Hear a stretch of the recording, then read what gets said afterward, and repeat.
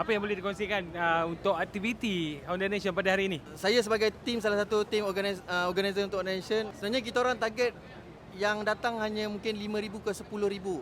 Semua dah full. Memang di luar jagaan lah. Saya memang sangat terharu kepada semua media-media yang berkongsi. Aktiviti kita banyak kita buat. Kita ada trade day, club parade, time attack, simulator pun kita ada. Vendor-vendor aksesori dan buat promo dekat sini.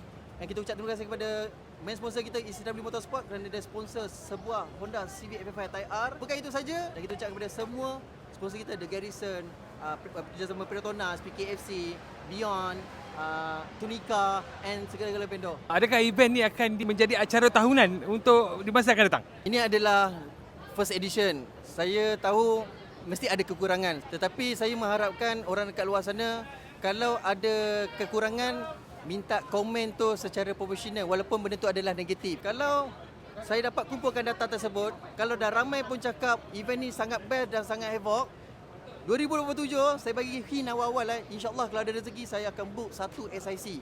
Not pedok, subpedok, saya akan buat berbagai-bagai aktiviti 10 kali ganda besar daripada tahun 2026 ni. So saya ucap terima kasih kepada Pitstop kita kerana datang ke event Honda Nation hari ini. Terima kasih banyak.